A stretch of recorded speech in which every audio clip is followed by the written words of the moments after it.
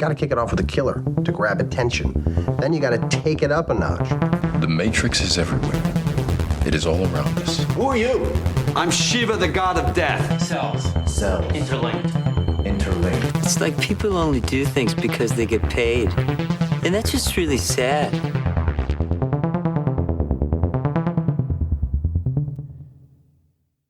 Will. Yes. What's the worst thing you've ever done for your child? Well, no, don't actually answer. I was like cooking up something. But honestly, though, have you ever felt that you had a supernatural or, like a psychic ability, a sixth sense, if you will? Let me think real hard. Kind of. Like, if it's too quiet in the house, I know my son's up to something. Oh, that's just a father's intuition. That's true. But like, every so often there will be these weird feelings where, like, if I've been looking for something for a very long time, it'll like pop in my head and like, oh, I know exactly where it is. You had like an exact memory of leaving it somewhere? Yeah.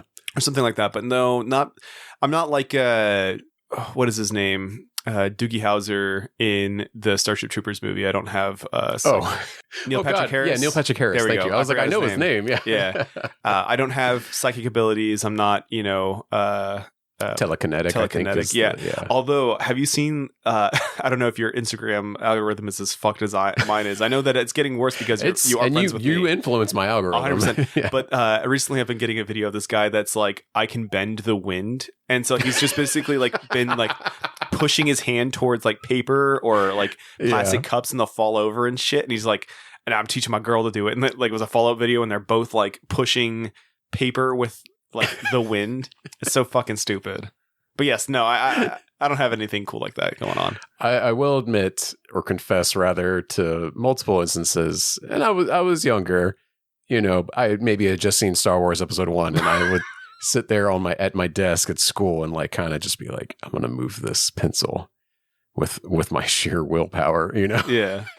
I did have a friend try to convince me to like that the Force is real when I was like 8, and he was like, all right, close your eyes and I'm going to swing this lightsaber at you and you got to block it. And then he beat the shit out of me. Oh my God. So like that did happen. Well, it's your fault. You're not Force sensitive. Exactly.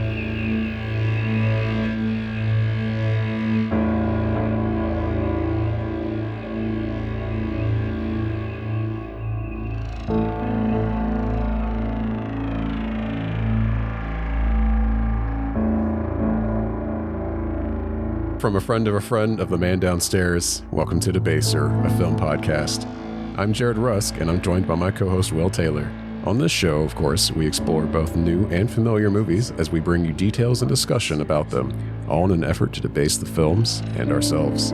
Today's episode, the film lauded as the scariest movie of the year, Longlegs.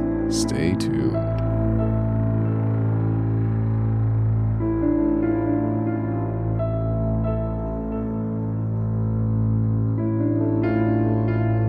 So, Will, today's film, Longlegs, yes, has been hailed by many, both marketing and people, and word of mouth. Yeah, word of mouth that it's the scariest film of the year, 2024. Yeah, and I how do I say this? We'll talk about this. We'll talk about it, but like the short and sweet is like I don't know. That's a big award to give, and the year's not over yet.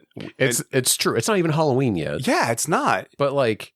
I've heard from multiple people, you included, that this is like scary as hell. I've seen all the advertisements. Yeah, I had someone reach out to me like on social media, and that I know in real life. Yeah. They're not just an internet friend, but they were like, this is the scariest movie I've ever seen.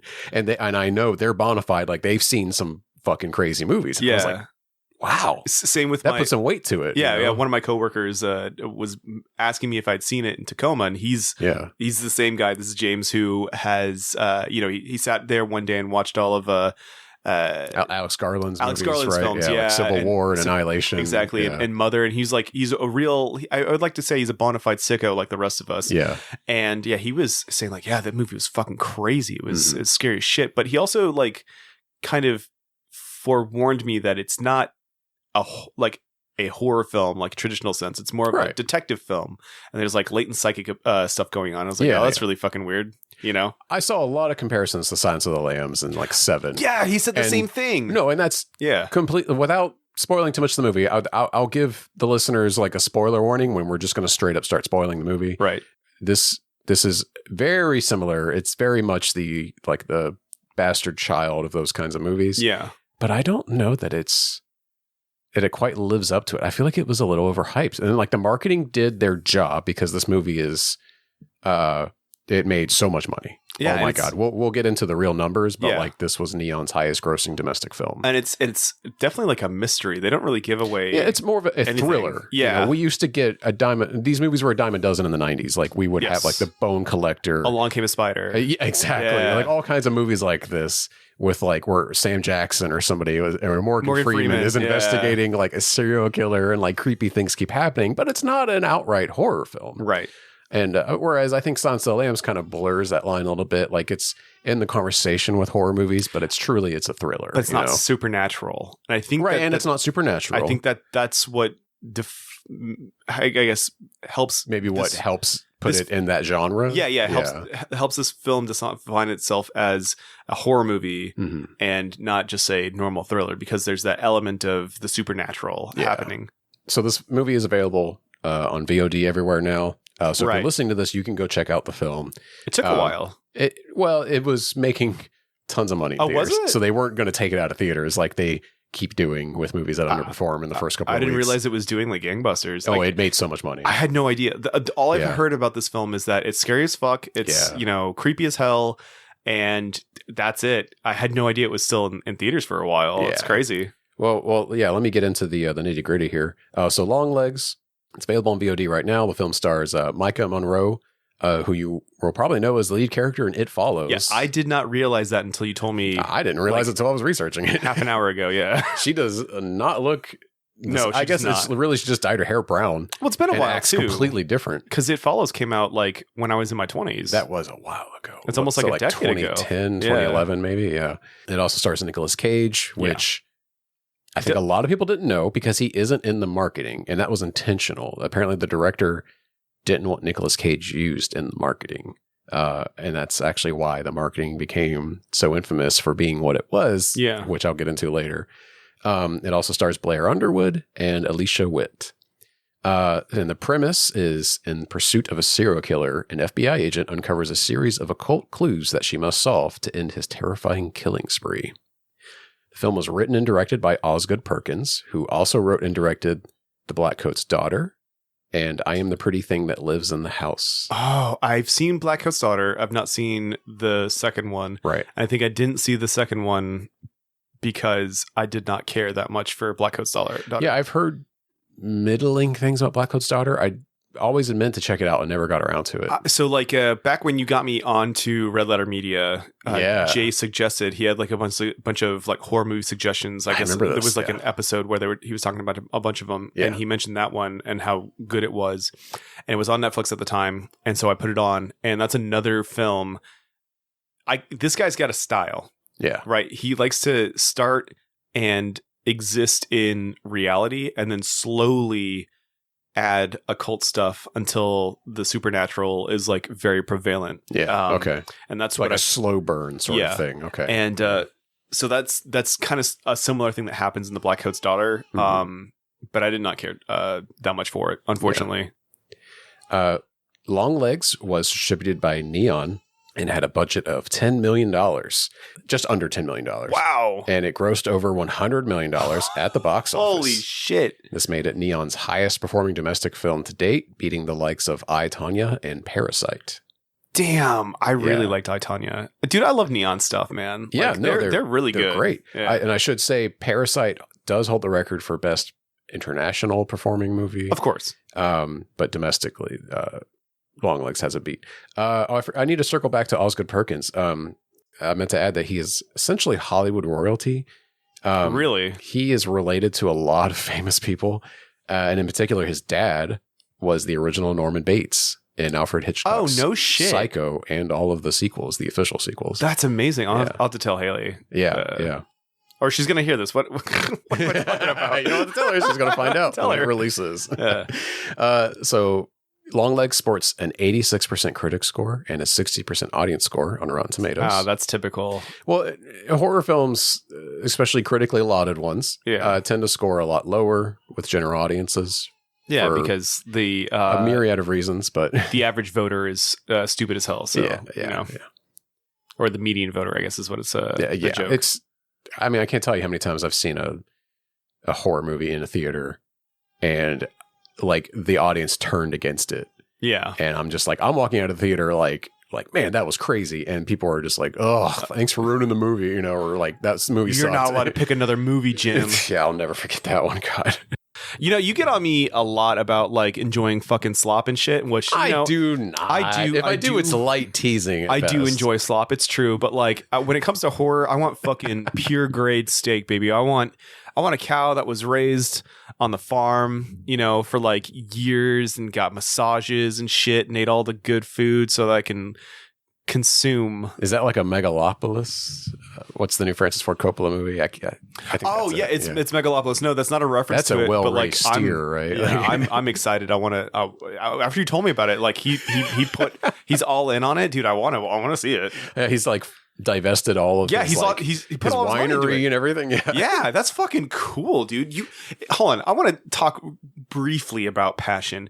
If you believe in something so much that you're willing to like end a business, like put like your life savings on the line. Good for you, even if it fucking sucks. That like that just shows conviction, and I love it. So I'm gonna go see that purely for. It's something that doesn't really happen anymore, too. No, studios don't like to go bankrupt making like people's passion projects anymore, and like there's like a sound business reason for it, but like sound business reasons are also boring and don't lead to creative endeavors. Exactly, dude.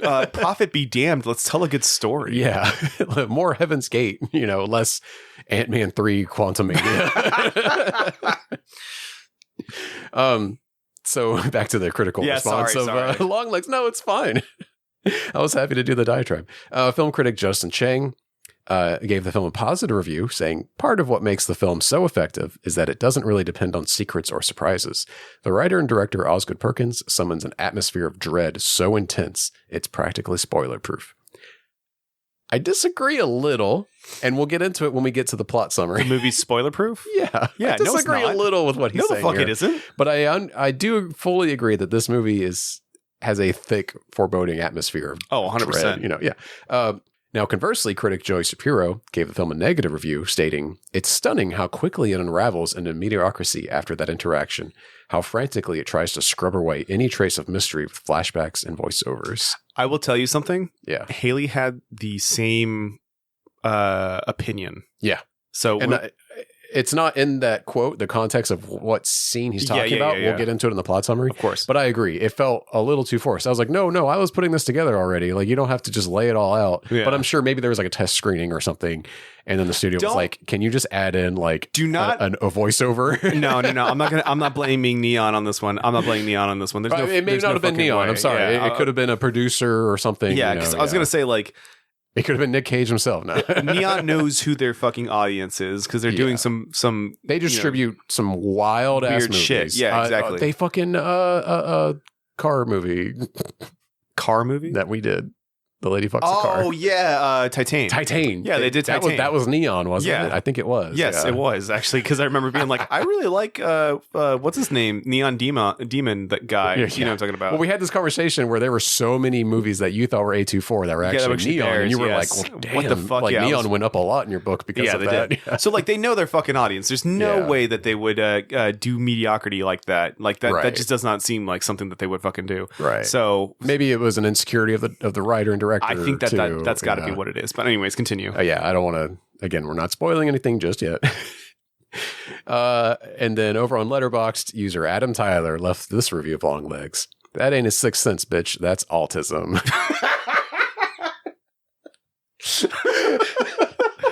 I love it, dude. I love it. I was almost a coward. Oh, not put that one in there. Didn't use it because I thought it would be offensive, but I was like, we've made jokes like that on this pod. We might as well. We're both a little neurodivergent. It's okay. But I did a lot of this movie think, is this bitch autistic? Because she's so erratic. And like, it's an amazing trait that she's imbued in her character. Yes. But I just kept thinking, I'm like, okay, so, well, okay. Here be spoilers. Hold on. Here is your spoiler alert going forward, because I was about to just give away a scene here. Yeah. I guess I was a little bit poisoned on it because my coworker did say, like, oh, yeah. there may or may not be, like, psychic abilities. Oh, yeah. I see. I got spoiled on that. And because I saw like a screenshot or something, I knew immediately that in the opening scene, that's her meeting Longlegs as a kid. And I was like, yeah, obviously that was her. Like, that's not another victim. That's her. Yeah, I knew the whole time that it's like she met Longlegs as a kid, and either she doesn't remember or she's blotting it out or something. I made a similar assumption at first, and then I was like, no, because he's killing people before or after their birthday and whatnot. Yeah, and so like that's been the only constant until they bring up the one girl who did not get killed. Yeah, and then I was like, okay, so maybe it's her. I didn't guess. I think my wife did, though, immediately. I was like, oh, that's her. I will say there was a joke on Twitter going around about, like, Longlegs killing Trump or something. And then somebody found out that Trump's birthday is on the 14th. And everyone was losing their shit. Yeah. Oh, yeah, July 14th. That's right. Yeah. Yeah, I forgot about that. Okay, so let's get into the plot, because I wanted to write up a summary, because I'm sure there are people listening that want to know it. And I do feel like sometimes we don't provide that service for people who don't want to watch the movie but want us to explain it. I will say sometimes the movie that we were talking about is a little too convoluted, and like there's too much shit happening, so like you can't do a plot summary. But this is the opposite. This is like very vibes, like foreboding, atmospheric and shit. Absolutely. And I think it helps to drive the conversation to go over what's happening too, I think, in this instance. So let's get right into it. The film opens on a station wagon pulling up to an isolated house in the middle of winter. A young girl cautiously approaches the car and meets a creepy stranger. And it's Longlegs. Oh my God. The title of the film drops and the 70s rock band T-Rex begins blasting. We then meet Agent Lee Harker, our protagonist. She is a distant and soft-spoken young FBI agent, and she's being briefed on a manhunt that the agents are engaging in. And she and her partner begin casing a neighborhood, going door to door to interview occupants about a serial killer. And then Agent Harker has a premonition that the killer they're seeking is in a nearby house. Her partner ignores her warning, though, and goes to knock on the door, only to be shot and killed nearly instantly. That was fucking shocking. It's really fun how like things kick off like so fast in this movie.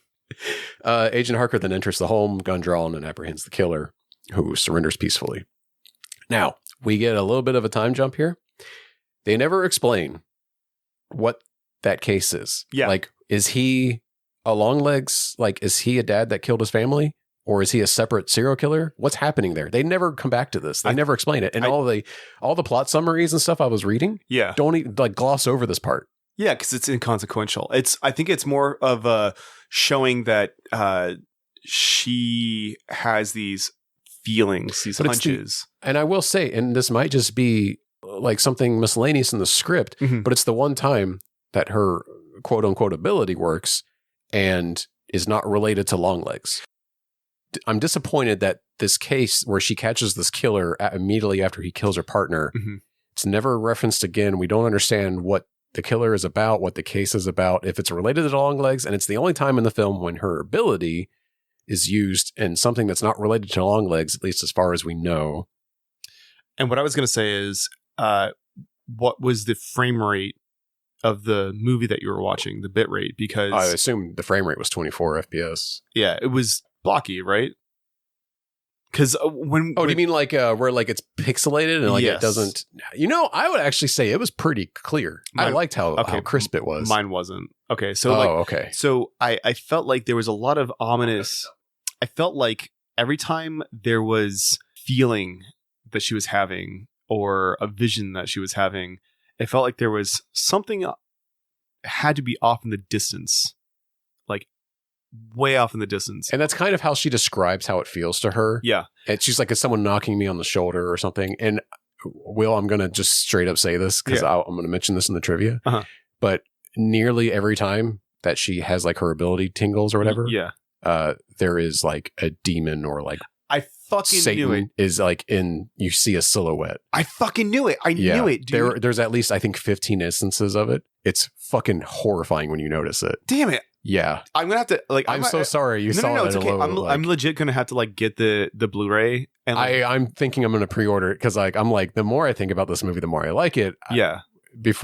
Obviously we're not there yet, but the ending did kind of leave a weird note in my mouth, Right. or a weird taste in my mouth, I guess, a sour note. Mm-hmm. But I still love the movie. The atmosphere is so fucking It's foreboding and creepy. Yeah. Like talking about the movie is creeping me out. Like when our recorder died, we were both like, "Whoa!" Well, you've also got the mute.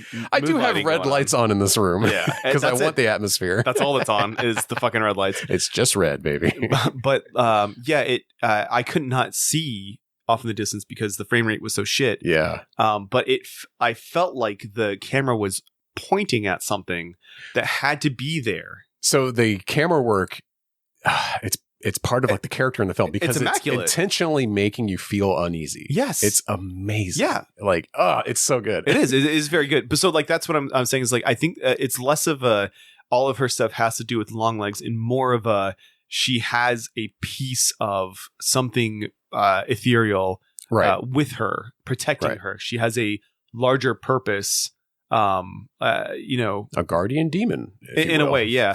Although like it's curious how all of that plays out at the end of the film as well. So yeah, and I'll get into. I know. I have an operating theory about this cool. too. Let's keep going then. So anyway, after she captures this killer that killed her partner, Agent Harker is now alone inside a large dark office, and a projector ignites, and a voice over an intercom instructs her to say the first word that comes to mind after being shown several images. A series of strange, abstract symbols flash on the projector as Harker says words like tiger, camera, and mother. Harker is then introduced to two fellow FBI agents, Agent Carter and Agent Browning. They remark on her impressive results on her clairvoyance test, but she replies that she missed half of the questions. Agent Carter then assigns her to a new case involving a series of murder-suicides in Oregon. Each case involves a father killing his entire family and then himself, leaving behind a letter with satanic coding signed Longlegs. The handwriting on the letters belongs to none of the family members. Harker discovers that each of the family had a 9-year-old daughter born on the 14th of the month, and after studying the case, Harker determines that the murders all occurred within 6 days before or after the birthday itself, and the murders form an occult triangle symbol on a calendar with one date missing. Harker briefs Carter on her findings and is introduced to his wife and daughter. Before you go any further, did you notice that there was a picture of Bill Clinton? Oh, it's prominent. It shows up in like 4 different scenes. You should crack me up, dude. One of the Letterboxd reviews I almost took was like, I was not mentally or physically prepared for how much of a presence Bill Clinton had in this movie. Because he is like proudly on screen for a lot of it. They had a bunch of Bill Clinton jump scares ready to go, dude. Because it's just like, there's a portrait of Bill Clinton over Agent Carter's desk in his office, and it's very prominent for shockingly lot of the movie. Yeah. But my frame rate was shit, but I could see him. Yeah. But also, it's important to know that like this movie is set in 1994 for the most part. There it is. Okay. And so it feels like, they're just like, do you remember the X-Files, baby? Like, yeah, we're in it. Like this is like all the 90s like fucking serial killer movies. It's so great. You know, it has a great atmosphere and setting and everything. Because like it's very analog. Have you played Control yet? No. But yes, incredible game, 2019, Remedy's Control. I'm aware. It's part of like the Alan Wake universe now and all this stuff. But it's an incredible third-person shooter for anybody listening. Like, please check this thing out. It's so good. You can get the Ultimate Edition for like $10 when it's on sale now.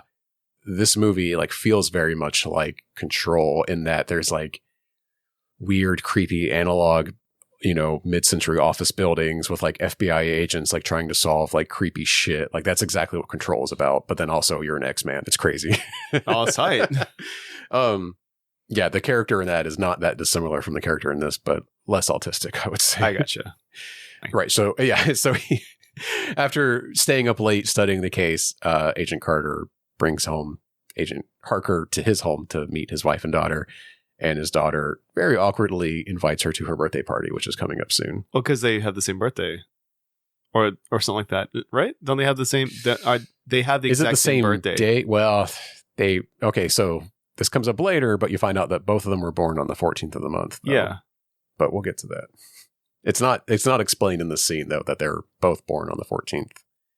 But like, if you're paying attention, it's so obvious that like they're foreshadowing. For some reason, I thought that she literally was like, "Yeah, that's my birthday too," and that's why she invited her. Oh, that's right. No, I remember this line of dialogue now. Cool. You're right. Cool. I was going to say like, wait a fucking second. Yeah. She's like, "When's your birthday?" She's like, "The 14th," and she's like, "That's mine too." Yeah. And then she's like, "Are you going to come to my birthday party?" And the mom walks in. Yeah. Also, it's so fucking. I will say, like, in the moment, it did work on me, but it's so fucking obvious that like. He's like, "Agent Harker, I want you to study this case. Somehow these like fathers end up killing their whole families. Oh, you've been up late studying this case. Come home and meet my family." Definitely not foreshadowing. Yeah, that's true. So while Agent Harker is up late at her house and she phones her mother late that night, she receives a coded birthday card from Longlegs himself with a cipher that allows her to decrypt all the letters that he leaves at the crime scenes. Why the fuck did he do this? Well, I'll get to that. Okay. And also inside the card is a warning that if she reveals the source of the code, he will kill her mother. Mm-hmm. It's very creepy the way it's worded too. Now, following a clue from the letters, Harker and Carter discover a life-size handcrafted doll with a metal orb inside the head at the scene of one of the previous murders. And they're doing like they have their who's like the person that does the autopsy? What's that called? Oh yeah, the coroner. Yeah. They have a coroner cut open the doll and says like this is like the construction's immaculate. The hair is like real human hair. Yeah. And he's like, and there's this metal orb in the head, and he's like, seems innocuous, but then he puts up like a scanner or something to it, and it emits like this really weird frequency that clearly freaks out everybody in the room. Yeah, it gives them it makes everybody's hair on the back of their neck. Yeah, and then the coroner is like, it's so strange. I swear it kept saying my ex-wife's name, but it's just up late, and you're like, oh, something's weird's going on with this fucking orb, dude. If I know anything from seeing that movie Sphere, you don't trust orbs or any kind of spherical objects. Who else pondering their orb? So Agent Harker then visits a mental hospital to question Carrie, the sole survivor of one of Longlegs' attacks. I believe that this doll is related to her, is it not? Yeah, I think it's her doll because it was at her family's farm. Yes. That's right, because their last name was Camera, and that's where it was, yeah. Carrie Camera, yeah. So after interviewing her, Agent Carter begins suspecting that Harker has a connection to Longlegs. And he then discovers that Ruth, Harker's mother, filed a police report of an intruder approaching Harker on her 9th birthday back in the 70s. Carter encourages Harker to talk to her mother about the case. Her mother, Ruth, is shown to be a hoarder and directs Harker to her childhood belongings, where she finds a Polaroid of a pale-faced man, which turns out to be Longlegs, the man who had visited Harker on her birthday at the beginning of the film. Harker brings the photo to Agent Carter, and they put out an all-points bulletin, which leads to Longlegs' arrest. However, he seems like he is expecting it. Yeah, he's chill with it. Yeah, he's just sitting on the side of the road with his bags packed. Also, there's one other conversation that Harker has with her mother early on when she gets about the prayers. Yeah. Yeah, there's, I think over the phone, like at least 2 different instances as well, when she's talking to her mom, she's like, have you been saying your nightly prayers? Yeah. And she's avoiding the question, and she finally admits, like, no, Mom, I've never said my nightly prayers. And she's like, you know what? Good. I don't think they work anyway. What was the obsession with that? Is that like to ward off evil? Like, I'll get to it. Okay. Yeah. Okay, cool. Good. Because I didn't, knowing what I know. Let's wait till we finish this, though, because I don't, what I know is like, why is she asking that, man? That's a fucking stupid ass question. So as Longlegs is arrested, Harker realizes that the missing date on the like triangle of murder dates is that same day. I thought there were 2 missing dates. I thought it was there is 2, and I skipped over. I collapsed this for simplicity's sake, but there is another murder that happens, and it's already like at where I'm at now. It's already passed, but it's that whole family that got murdered, and they'd been in the bed for weeks. Oh, they just hadn't found him in time. Right. So Longlegs is in custody, and we're watching like a VHS tape of Longlegs' interrogation with a bunch of FBI agents sitting around watching it. And Longlegs appears to be acknowledging the FBI agents in the room that are watching this tape after the fact, you know. But Harker realizes that the missing date on the, murder calendar is that day, and fears that Longlegs has an accomplice that's still out on the loose that will commit another murder. In the interrogation room, Harker enters the interrogation room and talks to Longlegs. Longlegs then claims to serve the man downstairs and implies that he's familiar with both Harker and her mother. He then slams his head on a table, smashes his face in incredibly violently, and kills himself. Yeah. It's a wild scene. It is a wild scene. And also, so here's where the weird stuff, like where my wife was starting to question what the fuck is going on in this movie, right? Yeah. Because for whatever reason, Carter, I believe, is the gentleman's name. Right, her superior. Yeah, he's like super mad at her. Oh, he gets so mad when Longlegs kills himself. Yeah, for no fucking reason. I mean, it's not like her fault. I think her entering the interrogation room is what riled him up and caused him to kill himself. And I mean, he has a point, because like if she never went in there, he probably wouldn't have done it. Probably wouldn't have done it. Right. But he knew that she was going to come in. I mean, we find out later he could also be influenced at this point. And I made that point. Oh yeah. But so I mean, we're about to get there. Yeah. And then we'll discuss it. But like, I made that point, and she made a good counterpoint to that. And I guess we can't really talk about it until we get to that section. But until we unveil the thing. This is where the film for my wife started to take a downturn. Yeah. Was right here. And I think that this is like where everybody is starting. Yeah. Things really, okay, I liked the reveal that we're about to get to, but then to me, everything after there is kind of loses the plot. Yeah. It's not that interesting anymore. And like some of the connections don't make sense too. Gotcha. But we'll get to it. Yeah. So here we go. Agent Browning then drives Agent Harker to her mother's house to bring her in for questioning, because they believe she might be related or know something that she's hiding from her daughter. And after Agent Harker enters the home, she searches for her mother, Ruth, to no avail, until she overhears a gunshot outside. Harker then witnesses outside her mother murdering Agent Browning with a shotgun. What a great scene, by the way. It's like nuts. When they caught, when the camera shows Agent Browning. It cuts to her sitting in the car a few times. And if you look, like the mom is standing back in the back window. No idea. I was like, man, this is a really weird, like long scene. And then she moved. And I was like, oh my God. What's great is they're also like cluing you into stuff, because Agent Harker almost goes in the basement at that point. And Agent Browning in the car notices Longlegs' station wagon is in the driveway. That's right. Yeah. Okay, but anyway. So yeah, she watches her mom murder the other FBI agent. And so she approaches her mom with her gun drawn. And but her mom is out in the backyard with the shotgun pointed at a little girl.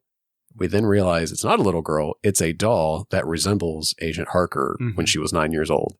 And so her mom, blows the doll away with her shotgun, which causes Harker to have like an episode and just pass out. And also a bunch of smoke pours out of her head. Yeah. Well, what did the mom say right before she pulled the trigger? She said something about "you're free now," I think. Yeah. He's free of him, and so are you. Yeah. And shoots the doll, and like because she tells him that Longlegs is dead. Sorry. Yeah. And the black stuff comes out of the doll's head as well. It's the stuff that's inside the orb. Oh, yeah. Okay. The orb is imbued with like I'm sure I didn't catch this. Yeah. Yeah. They say like the orb is imbued with a piece of him, and I'm assuming him is Satan. Although I almost kind of assumed it was Longlegs first. Yeah. But it's imbued with like dark energy, and it like ties the two together. This is the thing. I thought there was nothing in there. Or is that just what the coroner keeps insisting before he cuts it open? That's what the coroner keeps insisting, because he doesn't open it up. That's right. Okay. It's not something any of our computers or whatever would like pick up, because it's otherworldly, and it's the thing that's causing the distress in the house. Yeah. We got a very eventful we're like 5 minutes left. Yeah. So Agent Harker passes out after watching the doll get blown away. Yep. The film then explains, and I think Agent Harker is also having this revelation while she's passed out. Yeah. But the film explains that Harker's mother, Ruth, has been Longlegs' accomplice ever since, for the last 30 years, since Harker met Longlegs as a child. We see a montage of these events. Longlegs forced Ruth to choose between her daughter's death or becoming an accomplice, leading her to comply to spare young Harker. And for years, Longlegs lived in the Harker's basement, creating satanic dolls that Ruth, posing as a nun, would deliver to households, which would brainwash the patriarchs into committing familicide. Harker's doll blocked her awareness and memories of Longlegs and influenced her with its magic. Harker awakens in the basement, of her mom's house and hears a demonic voice on a telephone that states that she is late for Agent Carter's daughter's birthday party. Harker, panicked, rushes to Agent Carter's home in Longlegs' station wagon, and in a very odd scene, replicates something that we see Longlegs do earlier while driving by the same house, like screaming. And she finds the family having already been possessed by a doll, which her mom has delivered, and her mom is sitting on the couch in the living room in her nun outfit. Harker is seemingly unable to act and is forced to watch as Agent Carter kills his wife, Anna, in the kitchen. And then he lunges at Agent Harker with a knife. Harker is able to shoot him with her service weapon. And then her mom lunges at her with a knife as well. And Harker is forced to kill her. And then Harker tries to destroy the doll that's obviously influencing all of them, but she pulls her trigger 3 times and nothing happens. Mm-hmm. It's not that she's out of bullets, because I went back and counted. She fires 2 shots into Carter, 1 shot into her mom. So she has 3 left because it's an old-fashioned revolver. Oh, okay. And the consensus I read is that it's misfiring all 3 times, which is a very weird coincidence. I think intentionally. A low percentage, too. Another theory I read, though, was like, she's trying to pull the trigger, but she can't will herself to. But you definitely hear clicks. You 100%. So I don't know clicks. if I buy that explanation. Yeah. But she is still seemingly entranced by the doll in this ending scene here. And she tells the daughter, Ruby, like, we need to leave. But she cannot pull herself away from the doll. And then the credits pop from the top down. It's disorienting. Yeah. It goes in the opposite direction of how credits in a movie typically roll. And I was like, oh, that's a neat little thing they're doing. Yeah. So that ending has got a lot of shit going on. Yes. So we can address. Will? Yeah. I want to address the issue. Okay, let's hear it. I love this movie. But the ending. But it kind of loses the plot a little bit here at the end. I think the weakest part of this movie is the plot. It gets really lost in this last act here. Yes, it does.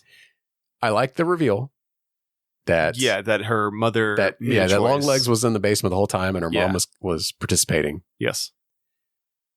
But I don't know if I care for these. It's just the dolls were influencing everybody. And then the whole ultimate goal was to just like, because this is the last murder of this like planned thing was Agent Carter's family. It doesn't feel grand enough of a scheme. Because she stopped it. That's the thing. Well, she didn't. No, she did. No, it played out. He didn't, but she only stopped one girl from being murdered. Yeah, but that's the thing. I think the girl has to be murdered. I think it has to be done a specific way. Well, I have a theory. Okay, let's hear it. I think it's completely plausible that she is now the new Longlegs, Agent Harker, and that she's just going to end up killing Ruby and more families. I think that's the implication of her not being able to look away from the doll. Do you think that's why the devil protected her in the opening scene? Yes. Oh, okay. And I'm going to go a step further. Yeah. We need to explain some of the rules and things of this universe. Yeah. But my theory, my interpretation of this, she didn't have psychic abilities or anything. Mm-hmm. It's just the devil manipulating her the whole time. And I've noticed a lot of people. I was reading lots of theories and things, because this is the kind of movie to do that with, which is fun. This is really great about it. Yeah. But there is a lot of people that were like, took it at, face value. Thank you. That she's just psychic. And I'm like, no. It's just Satan. Because number one, she explains it as like it's someone tapping on her shoulder. Right. And number two, nearly every time she uses quote unquote this ability, Satan or like a horned figure, a silhouette of a horned figure appears in the background. Yeah. And it's fucking awesome because it's horrifying. Yes. There's also, I should say, there's another image that we see like 3 or 4 times where Longlegs will throw a black veil over like the doll that he makes for the kids, or Agent Harker, we realize later as a child. Yes. And then there's this like creepy fucking visuals of like a demon or something under the veil that lights up just briefly. Yeah. It's horrifying. I sent you a screenshot of it when I watched it. And you fucking jump scared my shit the other day, actually. Yeah. It didn't help that it was like, midnight, I'm sure, too.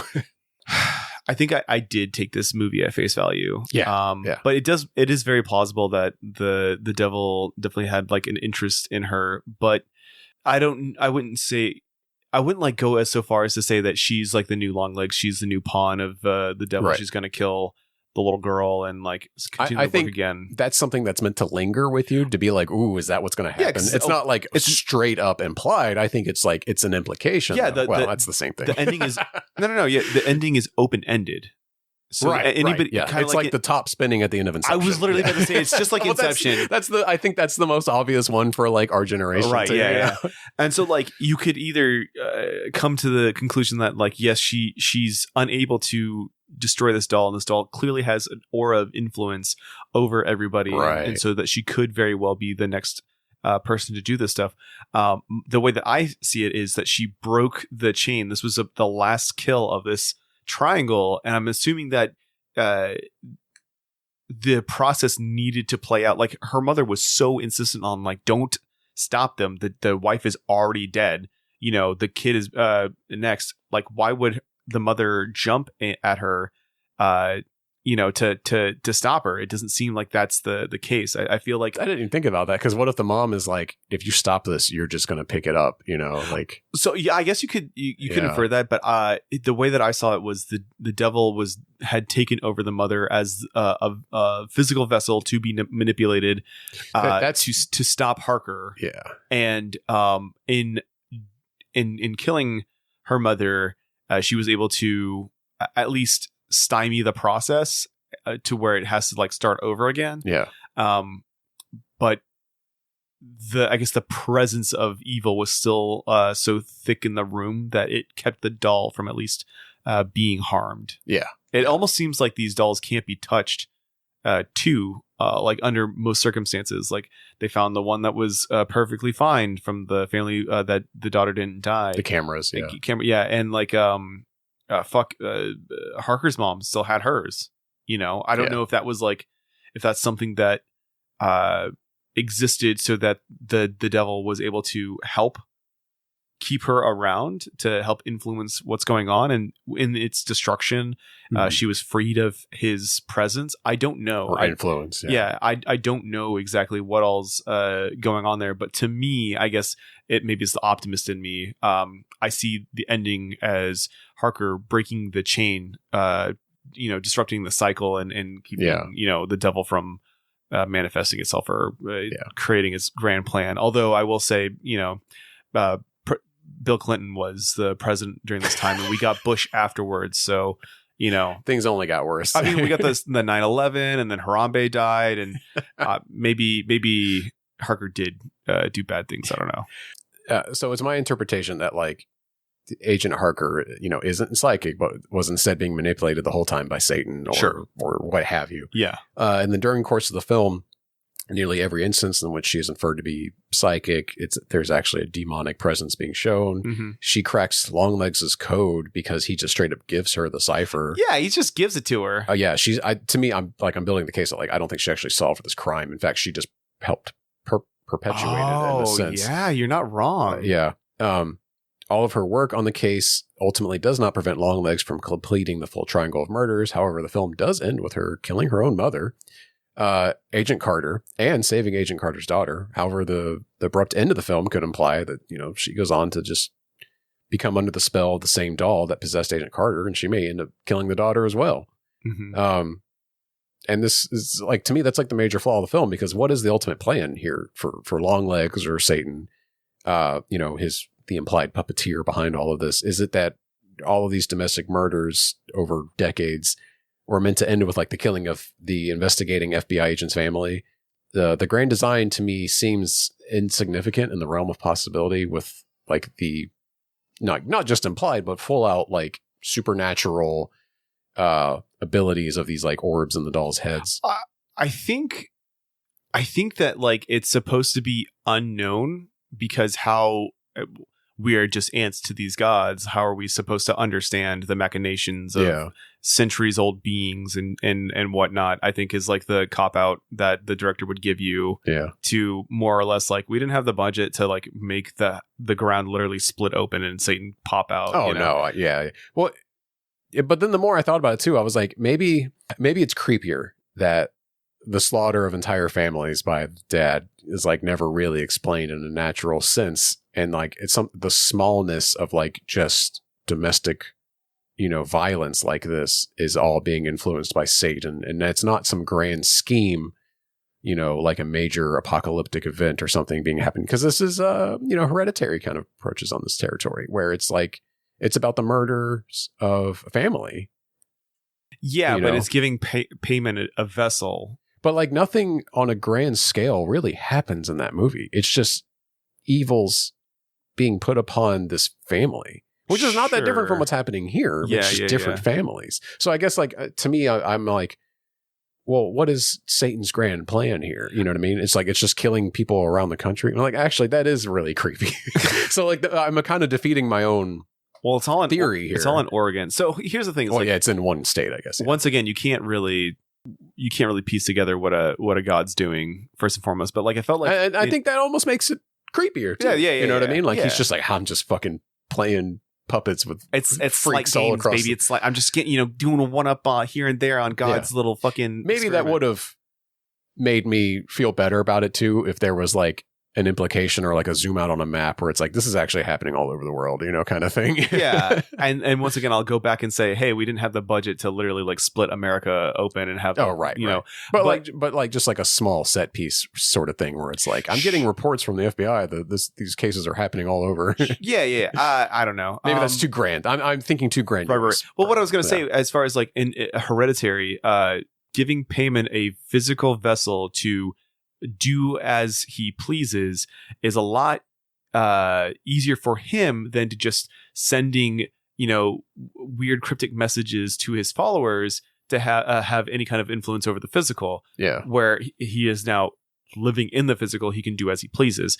There has to be some sort of goal that the devil is going after for, and if I knew anything about demonology or some shit like that, maybe the numbers had some sort of significance and the shape has some sort of significance. I don't fucking know. I really don't. I don't know if it's that deep because I know Hereditary does, and some of the research I did on that, like a lot of Ari Aster's. Yeah, but Ari he did that. He delved into it. I don't know that Osgood Perkins did that for this. It was more just like, like there's like a couple instances of like 666 that show up in this, like really basic stuff. Sure. Like Satan has like ram horns. Yeah. But I guess like you could kind of put those two side by side, right?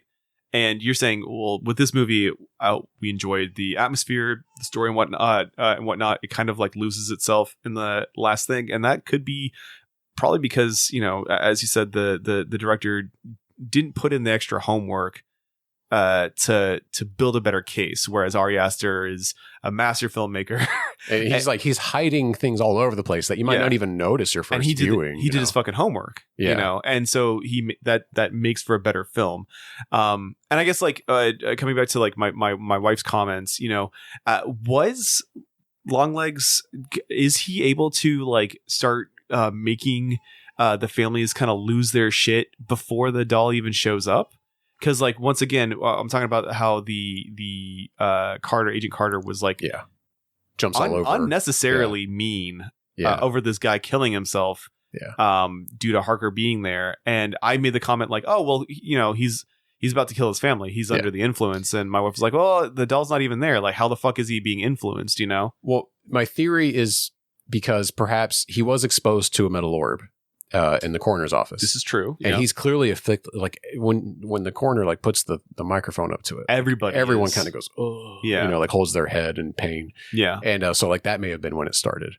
And they wouldn't have found that. Or once Longlegs builds the fucking thing in his basement, maybe it's already influencing them. Yeah. You know what I mean? Like it maybe doesn't need to be delivered. It just needs to be within close proximity to make them do the murder.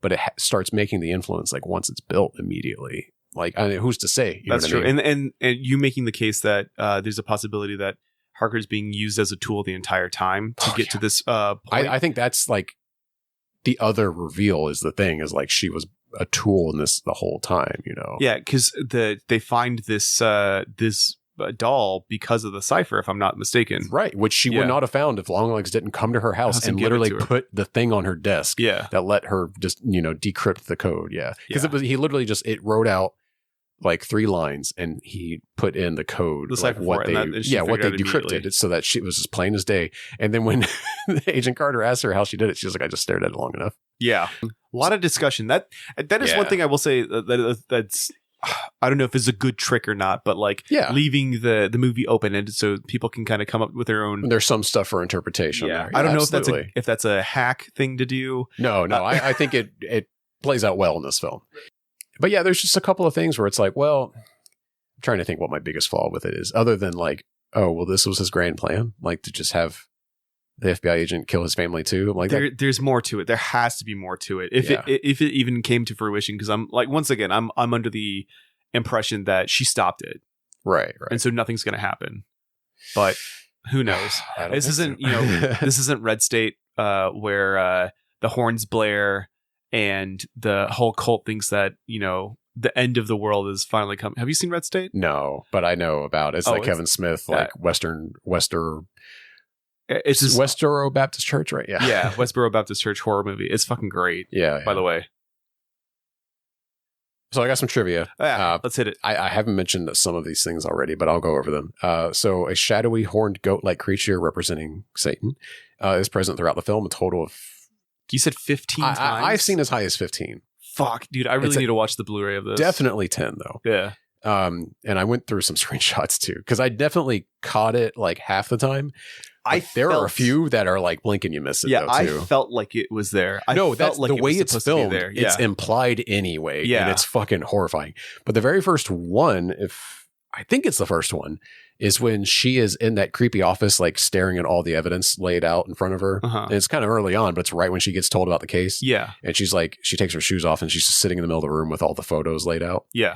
In the back left corner is no shit. You fucking see it right there. I felt like there was one in the first sequence where she's with her partner and she feels the touch. I felt like there was something down the street. I didn't see a screenshot of that one. Yeah. But I know at the end when she goes to Agent Carter's house. Yeah. When she's approaching the house on the reflection of one of the windows, you see him there. I saw the screenshot of that.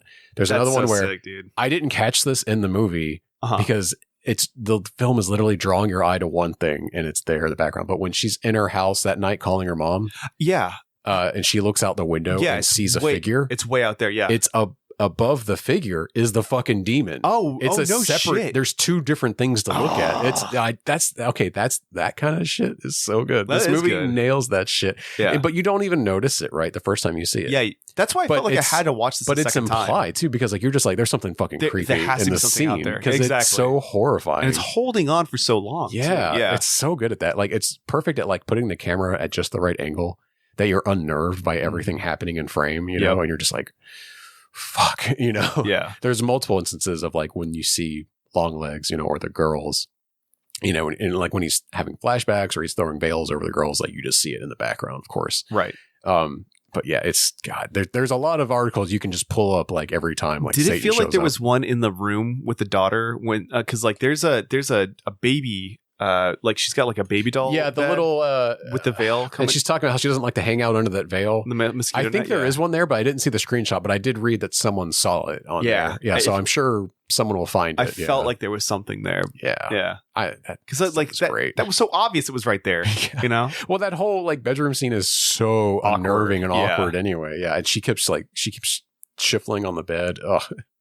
It gives you the heebie-jeebies. This movie really puts you in a mood. Oh, for sure. Like bad vibes all around. Yeah. But like in the right way, like in the intended way. Yeah. Okay, so Oz Perkins requested, I mentioned this earlier, but he requested that Nicolas Cage not be used in the promotion of the film. Right. So the marketing had to create a creative plan to promote and sell the movie without depending on Cage. And it was quite infamous. But basically there was a bunch of like trailers that didn't show anything of the film. They were just really creepy. Yeah, and then it had Longlegs. Yeah, and then it would just say Longlegs and like bright red, Yeah. And then there was a scene where it's the first time she meets Nicolas Cage's character and she'd never seen him in makeup or on set or anything. And they recorded her heartbeat during the scene and it jumped like 100 beats per minute because he was so terrifying in the scene. That's awesome. Yeah, like check that out. I kept getting it, fed to me on Instagram and it was really crazy. That's cool. But yeah, they tried to give away as little as possible about the movie. And in fact, the poster for the movie it's a great poster because it implies horror but doesn't show it. Right. And it's where she's looking out the window at her mom murdering the other agent, and she's like got her hand on her gun and one hand over her mouth. Amazing poster, especially when it happens in the movie. You are like making that same face. So my wife was asleep. Yeah, because she was very tired, and when she shoots the other agent, I remember like putting my hand out and touching her and being like, "Oh my god!" like gasping, and she's like, "What's going on?" I was like, "Her mom just killed somebody." You know, the way it unveils too is perfect because you're slowly starting to piece things together because they're spoon feeding you a little bit, and then all of a sudden you just see her with a shotgun pointed at the other. Like, agent. oh my god! And she just paints the fucking windshield red. It's just crazy. And then waits for her daughter to come out, look at her, and then walks to the other side and shoots her again. Yep. So the serial killer's nickname, Longlegs, goes unexplained in the film, but is a homage to an old nursery rhyme called Goosey Goosey Gander, with the earliest publication being in the Gammer Gurton's Garland or Nursery Parnassus. Jesus Christ. Published in London in 1784. An alternate version of this nursery rhyme is also known as Old Father Longlegs and goes as follows. Old Father Longlegs can't say his prayers. Take him by the left leg and throw him downstairs. Yeah. Okay. During the scene in which Agent Harker is being tested for psychic abilities. Yes. I think this is my favorite scene in the film, by the way, because it's really cool. Yeah. It's so well shot. And it's like, it sets you up early on for like the atmosphere of the film. Mm-hmm. Anyway, all of her answers foreshadow aspects of the film that come later. Her answers include camera. Harker took a photo of Longlegs as a child, and camera is the surname of victims that she later investigates. Oh, that's right. Piano. A piano is present in Harker's childhood bedroom and at the scene of the camera murders. Tiger. Harker has a tiger plush in her childhood bedroom, and a tiger magnet is holding a letter from Longlegs at one of the victims' homes. Mother, alluding to Agent Harker's mother's involvement in the crimes. And in response to an inverted triangle symbol, father. Longlegs uses a triangle algorithm to determine the date of the victims are killed, usually, always actually, by their fathers. That's very neat. Yeah. I dig that. Because when it's happening, when you see this scene, you don't make any of those connections. Oh, no. But it is like, oh, this film is like, I knew, I'm like, these are like telling you things. Like this movie is like answering stuff. And I'm like, I can't wait to watch this the second time. Yeah. You really pick up on some shit. Yeah. Osgood Perkins drew inspiration from several sources when writing the film. For example, the plot device of the evil dolls that causes the fathers to murder their families was loosely inspired by the killing of John Benet Ramsey. Oh, no shit. Yeah. Perkins elaborates in an interview that he did with some magazine, I think it was. I'm sorry. But sources, Jared. Yeah, I didn't list my source. I'm sorry. In an interview, Perkins elaborated on this by saying, the murder took place approaching Christmas, and one present that the parents had gotten for John Benet was a life-size replica doll of herself wearing one of her pageant dresses. It was in a cardboard box in the basement, 15 feet from where she was murdered, and there was something so insane about that to me that I cataloged it. How old is he? Good question. I'm curious if he's His dad was born in the 30s. I know that. So he's got to probably be in 50 or his 60. I would think 40s or 50s because his dad may have had him young too. Okay, his dad actually, really quick aside because I don't have it in front of me, but his dad was a fascinating and tragic person. He was gay. Okay. But he was married to a woman for a lot of his life and had children. Sure, yeah. And he also put himself in a conversion therapy camp. Oh. Yeah. And I don't think ever openly lived as a gay man. He did die of AIDS during the AIDS epidemic. Oh, no shit. Yeah. It just... That is tragic. I remember reading that and just thinking, like, it's happened to so many people. It's so sad, you know, just... Here on Debaser, every month is Pride Month. That is really unfortunate. But yeah, it's, you know, it's why, you know, letting people be out and open about stuff like this is so important, you know? Yeah. Right. Well, the reason why I ask is because the John Benet Ramsey murder is I was too young to know what it was at the time. I don't think my parents wanted me to know. My mom watched so much shit on God, that. Yeah. Like my mom, my grandmother, and my aunt, you know, I grew up in the household. This was like mid to late 90s, right? Yeah. Yeah. And so like I remember them watching news coverage over it and whatnot. And I can only imagine being 10 years older, like in your teens or 20s, and seeing this unfold and it having some sort of weird effect on you, to the point where like you are inspired in your filmmaking to have a reference to that. That's why I was asking. That's all. Yeah. I wasn't clued into like major events like that in the 90s. And I think my parents didn't want me to know about it. So like if it came up on the news, they would turn the channel or distract me or something. But I remember learning kind of recently that there was like a really shocking like double murder of 2 like young kids in the UK around that time. Mm-hmm. I think it was in the early 90s because I think I was the same age as the kids. Yeah.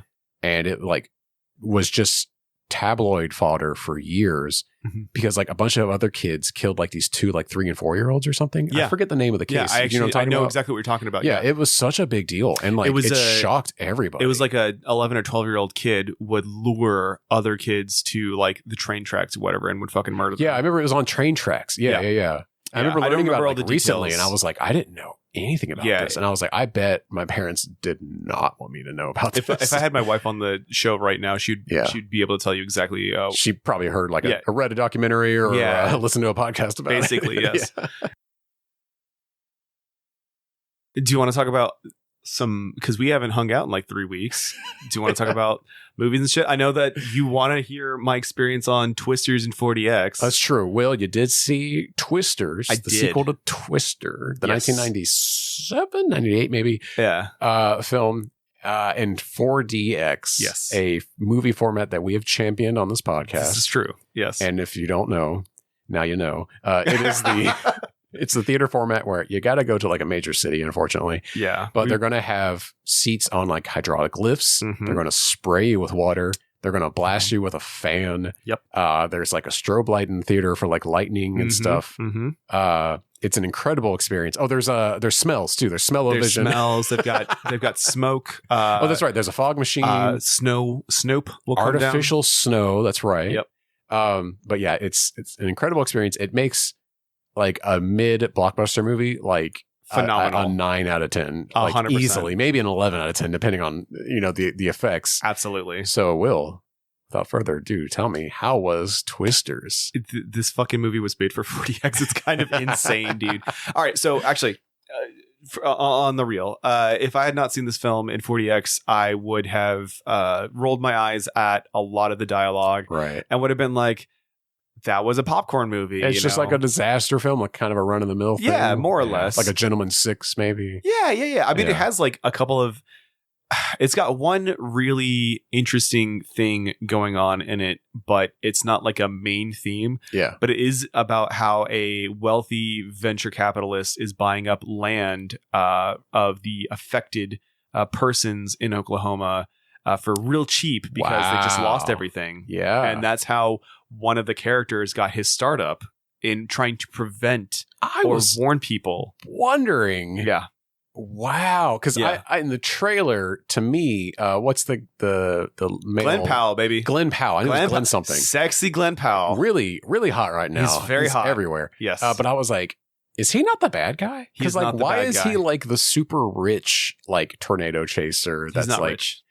Well, it's implied that he has like a lot of financial backing because in the first movie, the guys that are like him are the bad guys, but they end up cooperating with the main guys anyway. It's just like they're like the rich, cool dudes that have all the funding. They do a subversion. They say, hey, what's really popular right now? Anti-capitalism. So what are we going to do? We're going to make the guy who you think is a nice guy and on the good guys team into a conflicted character because he got all of his money from a guy who's using his data to find locations that are affected by storms to buy their property. Well, I haven't seen the film, but I feel like I disagree with your characterization of this because I feel like that is something that people find themselves, moral quandaries that people find themselves in today constantly. Because it's like, I don't like working for a major multinational corporation that is violating all sorts of, if not actual laws, but at least ethics, in order to pursue profit, but it's like, well, if I don't work for them, how am I going to pay my rent or feed my child kind of thing, That's why I was saying he's conflicted. I wasn't saying that he's a bad guy, but he approaches the main character, I think her name's Katie. Daisy Ridley's character, right? Daisy Ridley's not in this movie. Who am I thinking of? I don't fucking know. Who's the female protagonist? I have no idea who that actress is, but she goes by Katie. Let me tell you, the only people that I recognized in this movie was Kiernan Shipka, and she's in like the first 5 minutes of the film and then dies.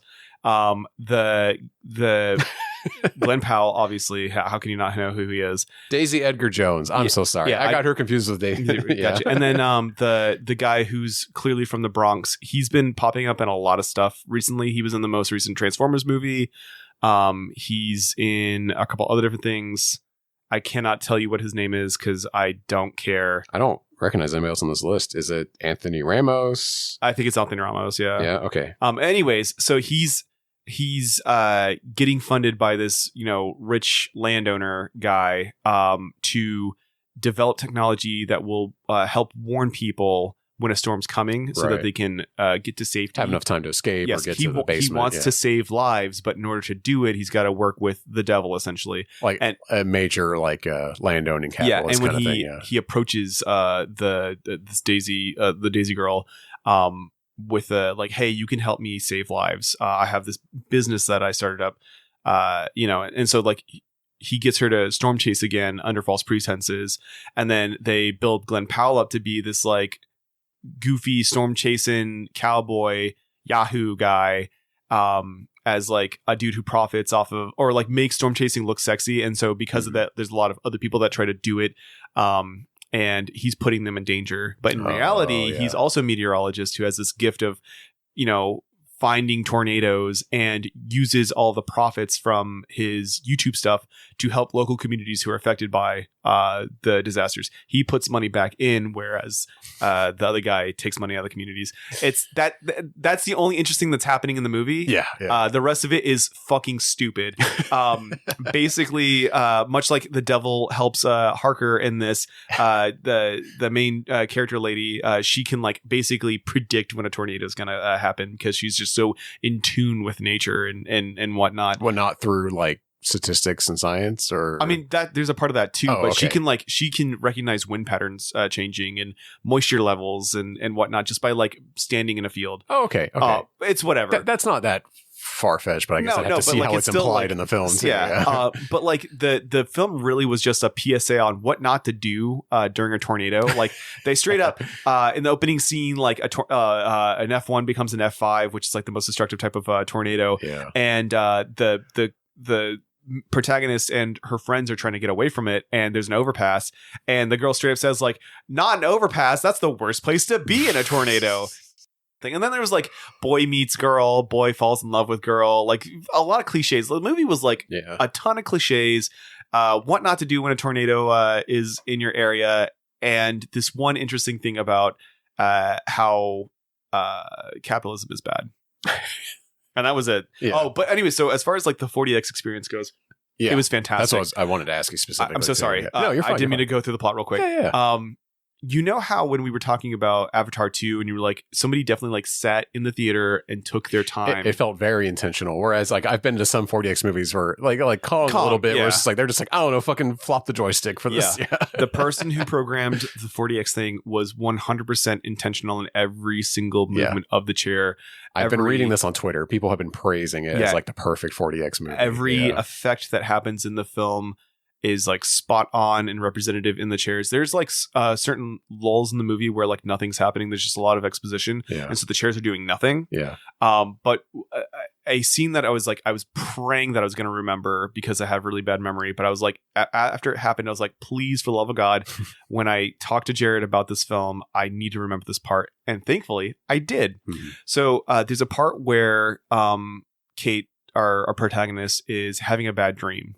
And she's laying in bed by herself, and she feels an arm reach over her, and it's her deceased boyfriend. And then she wakes up in a panic. The chairs jolt when she jolts up, and then the bar behind you that's normally used for impacts, fist impacts, is this steady racing heartbeat. Whoa. And it was so cool. I was not expecting that. I was expecting, obviously to get thrown around because we're watching a tornado movie and whatnot. But the person took the care to make you feel via haptics what Kate is feeling at the time. Right. And that was so fucking cool, and it definitely lets you like just had you in the movie, man. It immerses you. Yes. Yeah. That's such a neat, small thing. I'm glad you remembered that. Yeah. Jared, I'm telling you, dude, for like 5 minutes, I was like, please remember that. Please remember that. I'm like, it was kind of distracting in a way, but like, yeah. Other than that, like there was a lot of thrashing. Everybody was having a good time. Like everybody in the theater was laughing and cackling. I do love that about 40X movies. Is just hearing everyone react with you. I'm going to tell you straight up, the movie theater was fucking packed. There was no available seats. Yeah. And this movie, like, you just saw this in September. Yeah. And Twisters was in theaters over a month ago. Yeah. They brought it back. They brought it back specifically for That's this. so awesome. When they brought it back. Because I will say, movies stay in 40X for like a week. Maybe a week or two. Yeah. It's crazy how quickly, like, because if you don't get it on release, it's going to be gone. It's so annoying. Exactly. And I was going to be out of state when it came in. Yeah. So, like, me and my wife wanted to go see it in 40X, but we just didn't have the chance. Yeah. So, our sister-in-law had bought tickets for us. When they announced it, she immediately bought tickets for me, her, and my wife. Yes, my wife. And our brother-in-law joined afterwards, and he was riding with us. And lucky for him, one seat was available. Wow. And it was all the way in the back corner, but he got to experience it too. Okay, yeah. But that's how packed it was. Damn. And it was an excellent excellent experience. I'm glad to hear that because, like, you know, I don't want to wait until like the theaters are dying conversation because obviously they're not. Yeah. But like, I think 40X is a cool thing. Mm-hmm. Like, it's not like, it's just another avenue. You know what I mean? Like, it can exist in its own lane. And it's not obviously for everything. It's not for everyone either. Because there are some people that do not like that it. I would not recommend this for. I constantly see people saying, like, I was jostled, thrashed, beat brutalized, upon, brutalized. Yeah. And I'm just like, okay, I get it. Especially like King Kong made me feel like that. You know, I was holding my pants up the whole time. Like I told you about when I saw Aquaman. Was there was a guy complaining. Yeah. He was like, I spent fucking $20 to get beat up on. Yeah. Like, you know, yeah. And like, I get it. And it's not for every movie, but when it works, it fucking works. Yeah. You know? I need you to dispel something for me too. Sure, what's up? I couldn't tell if they were joking or what, but I saw a tweet that implied that like there's a scene where a theater gets ripped open by a twister in this movie. Yeah. Oh, that does happen. No, that does happen. Okay, I thought I was like misinterpreting it. No. That really does happen. So is it like a weird like parallel while you're watching it? Unfortunately, it's not because the theater that gets messed up is like an old theater, like an old brick and mortar theater. That's like even in the movie, they're like telling everybody to get to shelter and they're all going into this movie theater. Yeah. And one person goes like, that movie theater was built in the 40s. It's not supposed to withstand storms of this magnitude. Oh, you know, very tell. This movie was like all tell. Yeah. Like you can fucking see that the movie theater is getting obliterated by this fucking storm. You don't have to tell me anything. Like the seats are getting ripped off the fucking ground and shit. It's pretty funny. Yeah. I haven't really I've been busy with like a vacation, all this stuff. So I haven't really watched a lot of movies lately, but I am excited to get into a bunch of movies. And like summer's winding down, so we're getting into the fall. So there's going to be a lot of like thrillers coming out soon, which is exciting. Cuckoo is out now. I cannot wait to see it's out now? It's out now. Shit.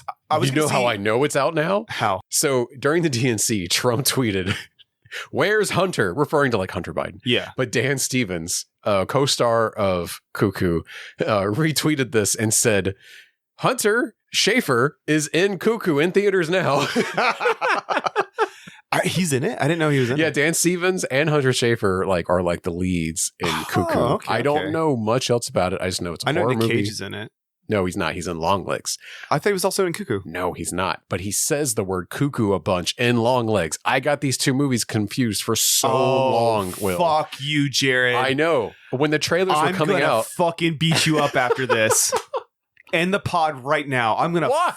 I don't know. I'm being. The trailers were coming out around the same time, like 3 or 4 months ago, and I kept confusing them. And there is like a scene where Nick Cage keeps going cuckoo, cuckoo in Longlegs. That's another reason why I kept confusing them. It's okay, but I do want to see it. I'm a big fan of Hunter Schafer. I also like Dan Stevens. I didn't realize he was in it. So he's awesome. It's unfortunate. I don't think I'm going to catch this one in theaters though, because like this week, I can catch so little in theaters anymore. This week I'm seeing Alien Romulus and Beetlejuice. I think you're going to have a good time at both. I think I am as well. I have been hearing really Great good buzz reviews. about Yep. Beetlejuice. Yep. You know what? Good for my man Burton. Yeah. You were poo-pooing. We had talked about He it hasn't previously. made a good movie in about 20 years. So No. Sweeney Todd was good. I will stand by that. Sweeney Todd was actually a fantastic movie. Okay. I really enjoyed What it. year was that anyway? Like 2006? I was in my 20s. Really? I thought we were in high school. Nah, man. Okay. Well, anyway, he hasn't made a movie in a long time. Yeah. He's made some real fucking stinkers in that period. Yeah. And I listen, I love Mars Attacks. I Yeah, it's a grew up great watching movie. Batman and Batman Returns all the time. Yeah, same. All in the reg. And Mhm. Edward Scissorhands, great movie. Yep. I like Tim Burton. Beetlejuice, the first one. Great. The first Beetlejuice, amazing. Yeah. But he has not made a good movie in a long time. In fact, he made one of the worst movies of all time, Dumbo, the live action movie. Oh, he did do that one, didn't he? My I still wife haven't and seen it. My wife and I saw Alice in Wonderland in theaters, I also saw Alice in which Wonderland I in think theaters. kicked off like the live action, Yes. like Disney remakes, right? Yeah. Abysmal movie. And then there was a sequel somehow. There was a sequel. I rented it. Couldn't stand his, Charlie and the Chocolate Factory. Oh, yeah. I Can't hated stand that that movie. movie. That movie came out before Sweeney Todd. Okay. Yeah, so I hated that movie. Really like Sweeney Todd, but that was the last Burton film that I enjoyed. Yeah. God, I saw so many of these in theaters. It's awful. Yeah, I just like my man fell off a long time ago. Yeah. But I'm hearing He's back, baby. I'm hearing the buzz that Burton's back. So all you Hot Topic kiddies, get ready. Get your Nightmare Before Christmas messenger bags and your Nightmare Before Christmas hoodies and your Nightmare Before Christmas lounge pants. Don't forget and your Corpse Bride. And your Corpse Bride tote bags. Yeah, exactly. And, It's good. and he didn't even direct Nightmare Before Christmas, to be clear. I know. It's based on a poem he wrote. Yeah. Frankenweenie. You can't forget Frankenweenie. I think a lot of people have. I don't know if a lot of people saw that movie. Frankenweenie made both me and my wife cry like hysterically in theaters because we had both lost long-term animals like a month before. Damn. Yeah, it was rough actually. Yeah. You know what else is out that you were excited to watch but is now on streaming? Tell me. Watchers. Oh, I have it loaded up, ready to go. Yeah, it's on HBO Max. I'm excited to check it out. Yeah. Let's see. I almost was like, I thought Lady Raven did it, but it's a different Shyamalan kid. Oh. Yeah. You've misled me there too. I've been avoiding that movie. No, it is a Shyamalan it's an kid? M. Night kid. It's just not the lady. Oh. It's not the one that plays Lady Raven and Trap. Yeah. Trap is also out now. Oh, is it? For rental if you would like to purchase it. John Woo remade The Killer, his own movie, this year. Did he? And I'm very excited to see it. It sounds great. I love that movie, the original movie. Mm-hmm. But yeah, he like redid it and cast like a female lead instead of like change the gender of the lead. I wonder if he's pulling a Funny Games where he does the exact same film. Oh, that would be interesting. But a small change. I don't know. I'm excited to see because the movie's like 30 plus years old. It came out before I was born. So I'm excited to see like what he does with it. I like when a director remakes their own movie because I'm like, oh, they have something to say. Yeah. Clearly by doing that, Yeah. And I love John Woo. Like he's cool.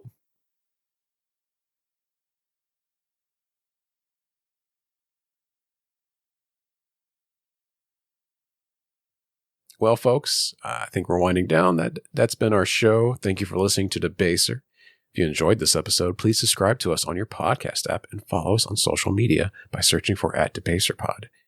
If you already do those things, please leave us a review on Spotify, Apple Music. Apple Music's the big one. Mm-hmm. And even if you use a Pocket Cast like I do, you can review podcasts now. It's just a star rating. You don't have to type anything. Oh, nice. But you just click on the star rating, give us 5 stars. Helps a lot. It raises the visibility for the pod because we don't advertise. Nope. We try not to spend any money on this because yep. we're both poor dads, the both of us. One of us is unemployed. So I was going to say both of us, but I do have an employer.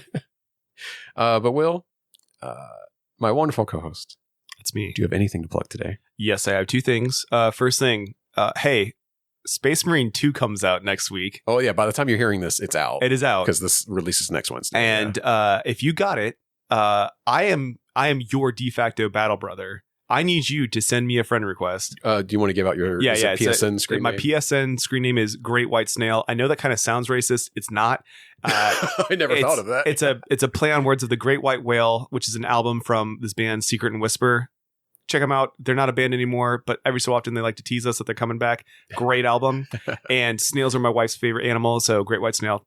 Yeah. Please send me your friend request. I will play that game with you. I fucking love Warhammer.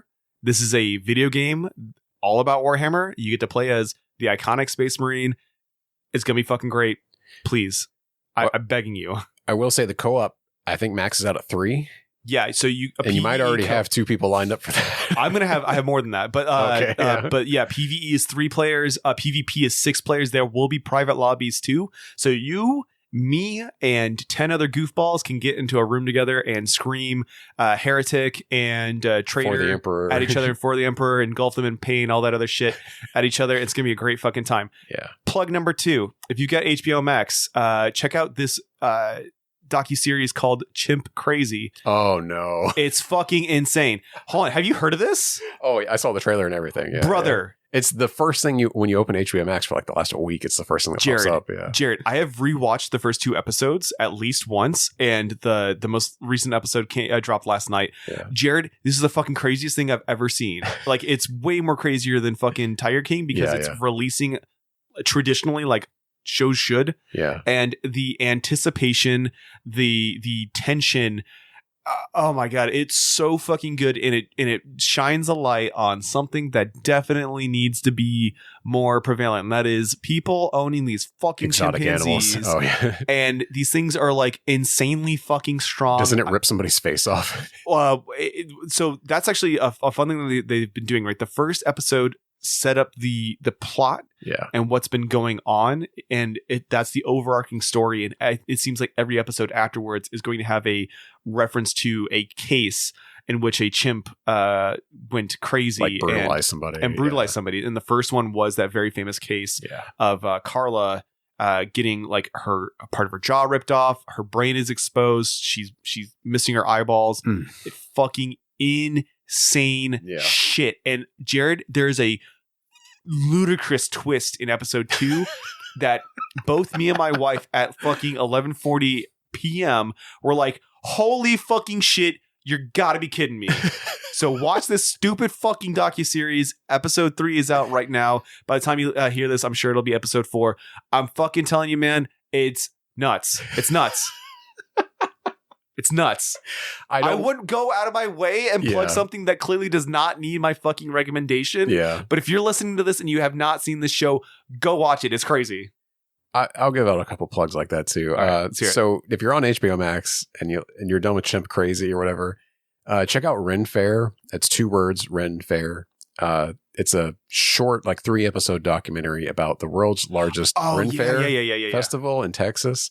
It's a wild ride. Like, you meet an insane cast of characters, and there's like the plot just goes all over the place. And then when you finish it, Google it, because there is an article, I think by Vulture or somebody, about the events that have occurred since it aired. Because it like crazier things happened after it aired. Like, the guy that runs the Ren Fair made some more decisions because he watched the show afterwards. It's really fun. That's fucking insane. It is wild.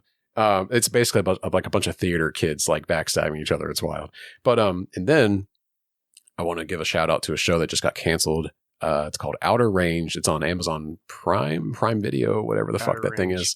But it's called Outer Range. Yeah. Josh Brolin plays a cattle rancher in Wyoming that one day discovers a mysterious pit in his backyard. I remember you telling me about this, yes. And it is I don't want to spoil it, but you find out by the first or second episode, like you get a taste of what is going on. Mm-hmm. But it is a really fun, like, family drama that has a lot of insane. I don't want to spoil it too much. It's okay. It's really fun. Yeah, has a lot of weird implications with like time and stuff. But it's a family drama first and foremost, but explored in a really fun way. It's dark and meditative on, life and raising a family and everything. It was a great time. There's 2 seasons, and then it got canceled as soon as season 2 came out. It was such a bummer. Damn, that sucks. You could tell they were really building to something. Yeah. But it has a nice send off in that last episode of season 2 at the same time, because you kind of feel like, oh, they knew they were going to happen. But they were like, but if we do, we got a lot planned. Yeah. You know, it's one of the, maybe another network picks it up or something. Yeah. That actually reminds me of Heels. Famously right. found out on air via you that it got canceled after fucking seeing the final episode. Yeah. It's coming out on Netflix September 15th. They're just moving the existing episodes. The existing 2 seasons, but if it gets enough watches, people really enjoy it. Right. You might get a 3rd season, and it fucking deserves it. Yeah, and it wouldn't be the first time that's happened. So that's right. So here's hoping. Here's hoping. Well, for the Debaser podcast, I'm Jared Rusk. Goodbye, everybody.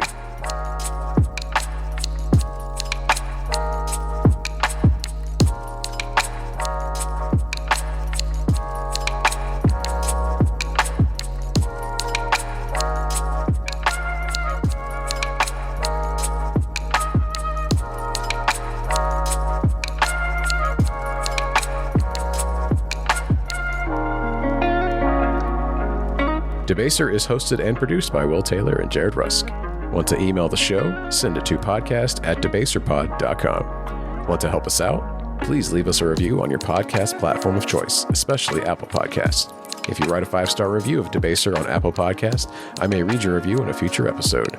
Thanks for listening, and take care out there.